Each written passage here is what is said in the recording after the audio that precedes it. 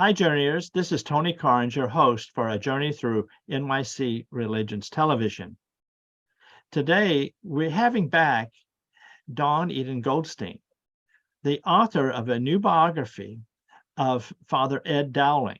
In fact, basically almost the only biography of Father Ed Dowling, an unrecognized source of much of what goes on in Alcoholics Anonymous.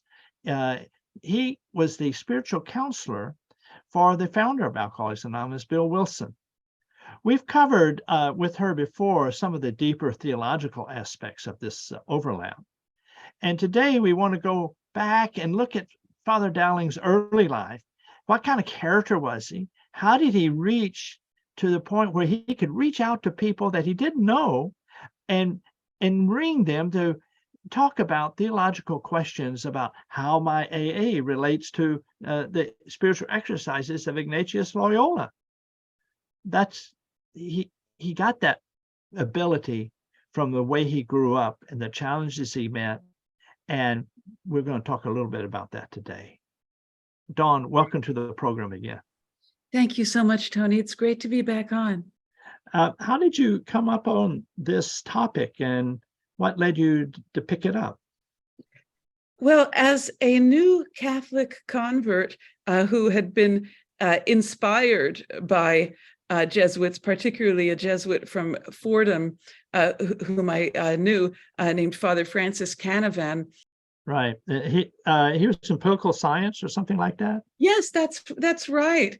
I knew him through his writings, and especially through his pro-life writings. Right.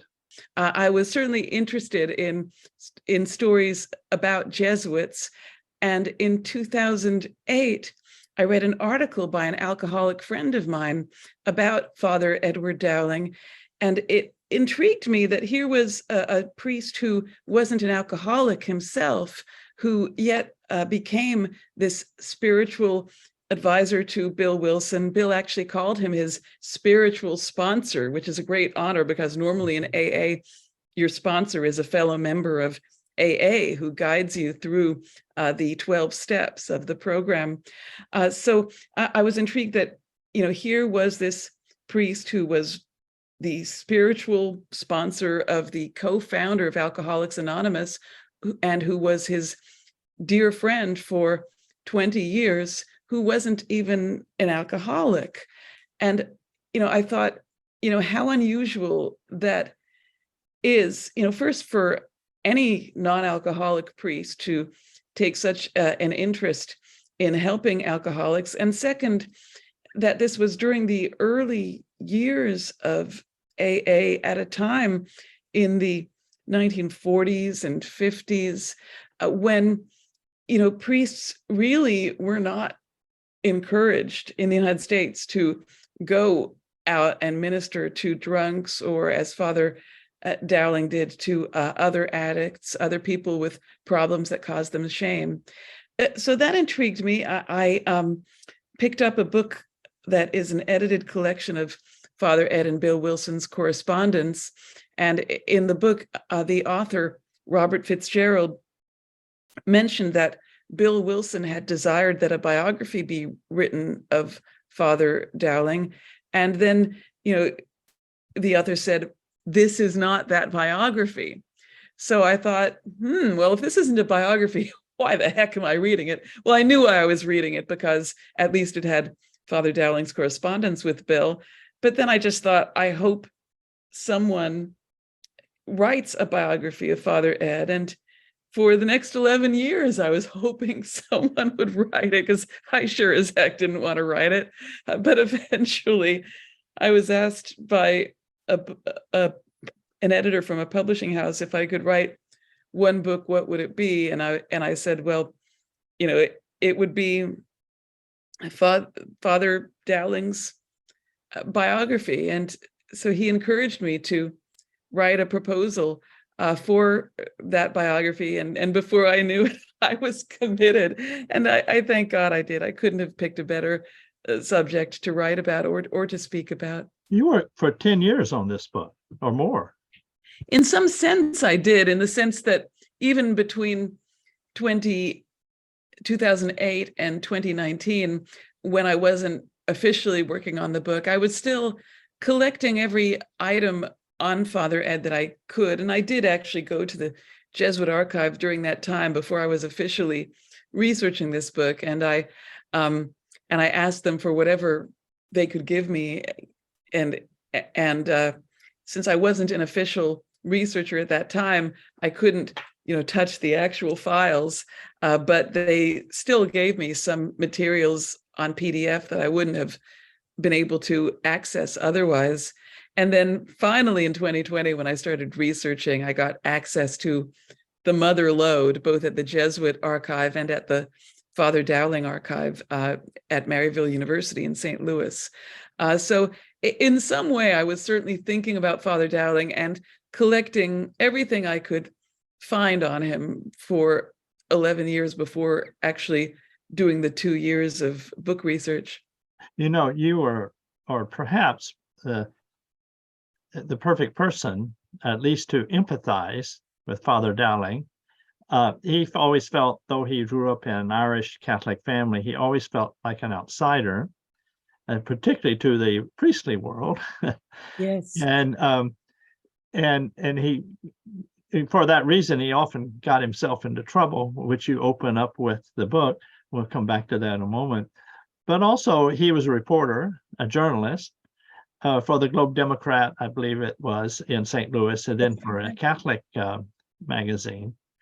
And he had a reporter's sense of seeing connections and finding the headline, which wasn't exactly valued in the Jesuit world at the time. They like somebody focused on a very abstruse topic and go like an arrow straight for it, and don't bring in all this other stuff.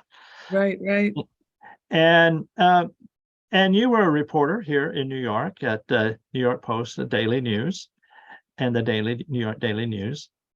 And you've written, and you've also come outside the Catholic world, even the Christian world, coming from a liberal reform, I guess we say liberal reform Jewish background. And you have this sense of identity with Father Dowling that shows through. I mean, you love this. I'm glad. I'm really glad to hear that it shows through. Now, you show a lot of worlds, and in your specialty in this book is that you show the making of the priest before he became a priest. Yes. And what things that went into him that also made him sympathetic with the man furthest down, the woman furthest down, particularly the drunk, the drug addict, people with all types of addictions. Mm-hmm. He even had a little bit of empathy there in a practical sense because he was addicted to cigarette smoking for a while. That's right. And he also had an overeating problem. Yes, that's right. So you take us into Father Dowling was born in September 1898. So he's and he died in 1960. He spanned almost a whole century, at least. He spanned both the sort of pre-World Wars America and today. He grew up in and you recreate so well, he grew up in this Catholic world, Irish Catholic world. Very much so. Can you tell us, and you've dug up and you've sort of pieced together that early life by looking at letters or people, what they said, or a hint here, a hint there. And you've assembled this jigsaw puzzle that works so well. Tango controversy.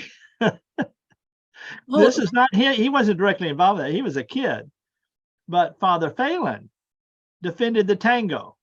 Do you remember that in your book? That yes, in 1914 in January. Yes. So this is a formative episode in young Edward Dowling's life.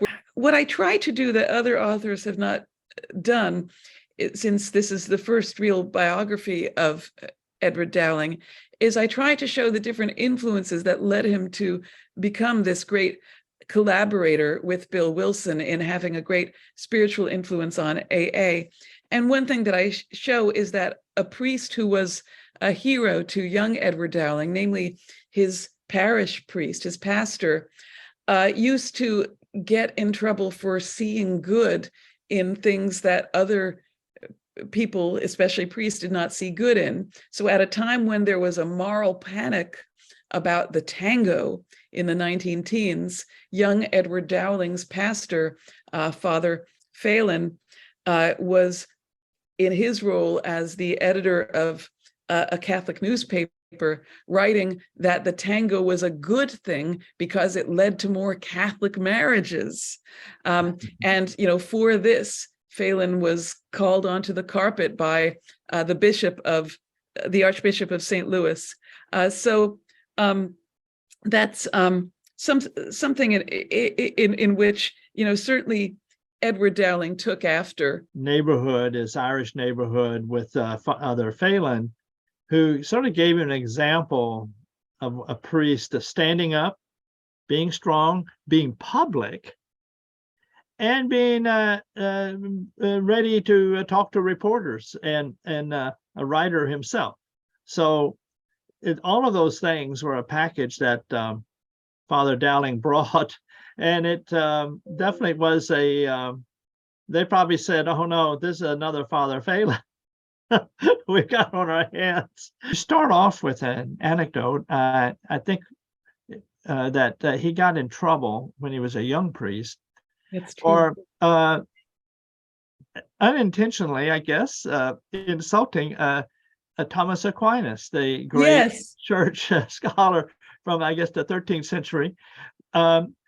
And because he thought as a reporter, he thought he found a great simile or a great analogy. Yes. Can you explain that story a little bit, and what did he learn from it? Certainly, and I don't blame you for thinking that Father Dowling was a priest at that time, because the Jesuit track of formation is the lengthiest track of any that's right. of the religious orders. What was he officially at that time? He was a Jesuit scholastic, which is a seminary, and he was studying philosophy, and he was writing for the philosophy journal that he and the other scholastics had started at St. Louis University, Modern Schoolmen, which actually it still exists today in some form, not under that same title, but that's another little bit of Father Ed's history, that he was, even though not a philosopher really, well, he was in a sense, but not an academic philosopher. He was still in on the start of this academic journal. Anyway, he was writing an article about different types of thinking. He had read a piece in the Scientific American on what the Scientific American author called the benefits of dum-dum thinking, not dum-dum as in stupid, but dum-dum as in lateral thinking. The comparison was with dum-dum bullets, which I think were fairly new during that post-World War I era. Because there were two types of bullets. There, the steel-clad ones that go straight to the point and often out of the body. I mean, this is a terrible observation. And then a bullet that is not clad, but is just lead, and it spreads flat and blasts all over a big hole all over the body and doesn't go through. Yes, it's a terribly violent analogy, and not very like Father Dowling to use violent images. But he was drawing the analogy from a Scientific American article in which the author of the article had compared thinkers to either the steel-clad bullet thinkers whose thought goes straight as an arrow, or the dum-dum thinkers whose thought goes laterally. And it's clear as Father Dowling, the then Edward Dowling, S.J., because he wasn't a priest yet, as he comments upon this Scientific American article, he clearly places himself in the dum-dum thinker camp, which is to say in the camp of the lateral thinkers. Or the associative thinkers, they call it. They can associate things together, and they go off on these sort of rabbit trails. Yes. And he associated himself, Pascal, as being such a thinker, Nietzsche being such a thinker, people that did a lot of proverbs or insights. And so he's Yes. trying to say, hey, pay attention to me. I'm not like your typical systematic theologian. I'm more like these great dum-dum thinkers. And Yes. and Aquinas was a dum-dum thinker. That Well, got in trouble. the thing is, he is Aquinas was actually in Father Dowling's mind, or young Edward Dowling's mind, more of a straight arrow thinker. But the point of young Edward Dowling's article was that even Aquinas, at the end, looking at his work, said, in comparison with what I've seen, meaning in this vision that he had, it's all rubbish. Meaning that that there is something even higher than the mere straight arrow thinking. And his point was that, kind of like with that song in Oklahoma, the cowboy and the farmer should be friends. Dowling's point was that the associative thinker and the straight arrow thinker should be friends. They need each other. These two ways of thinking are complementary, and they can help each other. But all Dowling's superiors saw was that he was quoting Aquinas favorably, saying that his works were rubbish. And so the superiors thought that the whole point of Dowling's exercise was to slam the great master Aquinas. So Dowling then had to write a whole article explaining that that was not his intention. It was sort of, and he did apology, but was sort of grudging getting there. Yes, he exactly. felt like, I didn't do anything wrong. But he thought that probably his critics, that at this point were multiplying, wouldn't get him. He needed to apologize anyway, and so he apologized for not being wise in his use of metaphors. Yes, exactly. But he learned two things from that. I think you mentioned the book. What did he learn from that little incident, or did it show about him, you think? Well, I would say that it showed, what you pointed out earlier, in that he was something of an odd duck in the Jesuits, because he was in this atmosphere where he was supposed to just think about one thing, about theology, the science of God, but he had all these other interests, which to him were not alien to theology or God or the church. To him, all of his interests could be fit under the umbrella of the Catholic thinking, but he was not in an atmosphere that was conducive to what we might call truly Catholic thinking, if Catholic is taken in its original sense as wholeness, Catholic, being able to embrace, various things and bring them together. The other thing I would say it showed was that, since the point of the Scientific American article was that the straight arrow thinkers need the associative dum-dum thinkers and vice versa, I would say that it showed a kind of longing in young Edward Dowling, knowing that he was an associative thinker. He longed to have a collaboration with someone who was more a straight arrow thinker. And I argue that he found that collaboration eventually, almost 10 years into his priesthood, with his friendship with Bill Wilson. But he doesn't make it into the scholastic intellectual groove of the Jesuits. They decide to focus him more on being what maybe they thought was an ordinary Jesuit priest. But he was no way contained. He would reach out to places that his superiors probably his far superiors, the really upper echelon, probably didn't think of, and actually maybe didn't even know existed. And we're going to skip over to all of that wonderful development you have to that night, to the night that he shows up on Bill Wilson's door in New York City. And Bill Wilson, who was the founder of AA, and Father Dowling shows up. And can you set the scene for us? What was going on in St. Louis with him, and why did he start paying attention to AA? Well, at the time that Father Ed first learned of AA, it had yet to take off throughout the country. He learned of it in February 1940 from a journalist friend that he had who was an alcoholic and had just discovered AA. The Big Book of AA, which is the book that has the steps, the 12 steps and the whole program of how it works, that had only been out for about a year. There were AA chapters in New York, Chicago, Akron, not very many other places.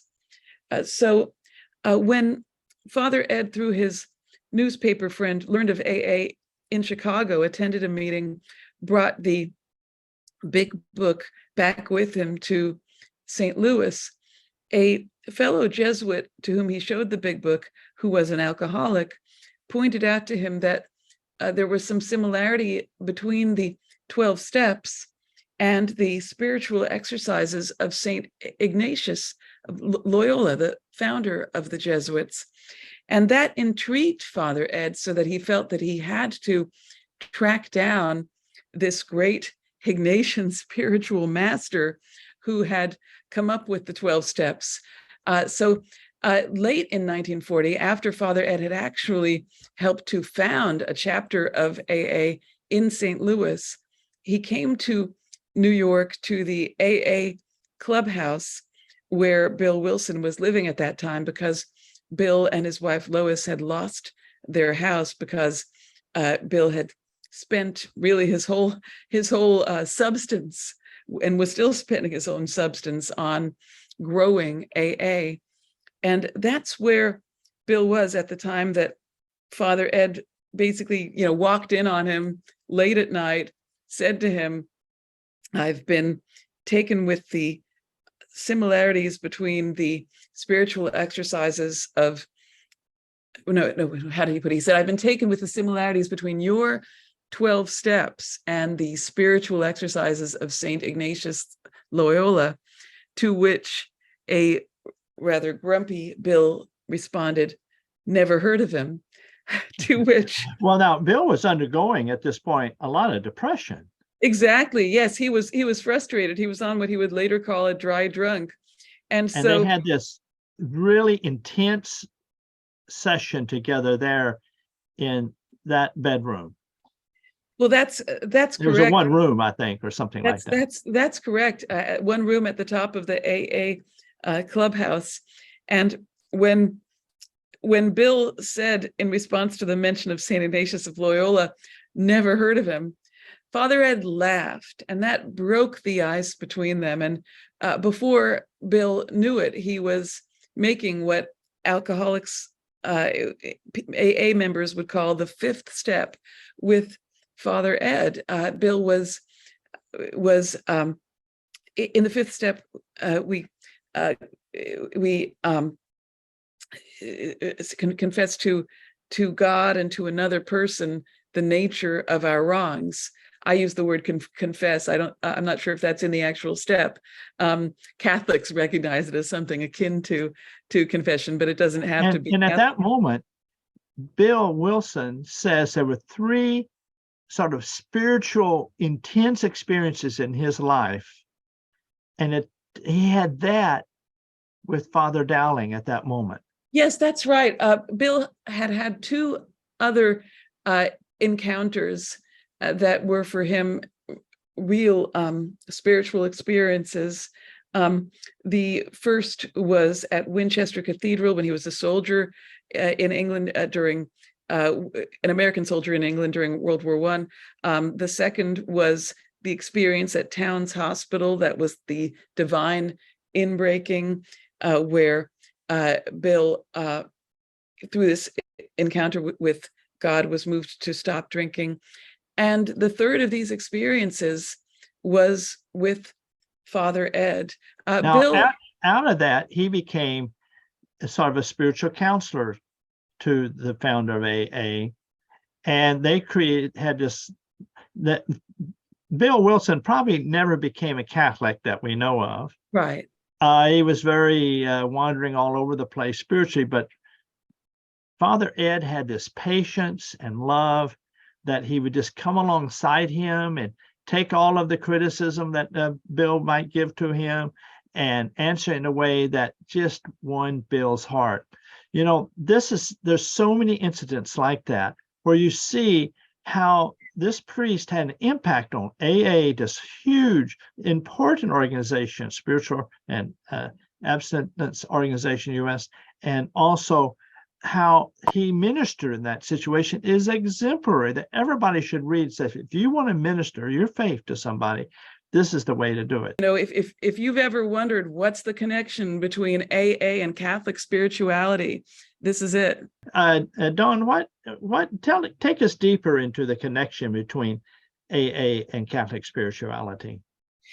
Well, when Father Ed Dowling was told by a fellow Jesuit that there were similarities between the 12 steps and the spiritual exercises of St. Ignatius Loyola, what Father Ed began to see in the 12 steps and what he would relate to Bill Wilson in his mentorship of Bill Wilson, co-founder of AA, was that within the 12 steps, there's a program for spiritual perfection, because ultimately the 12 steps aren't about recovery from drinking. The 12 steps are about recovering one's sanity, one's spiritual sanity.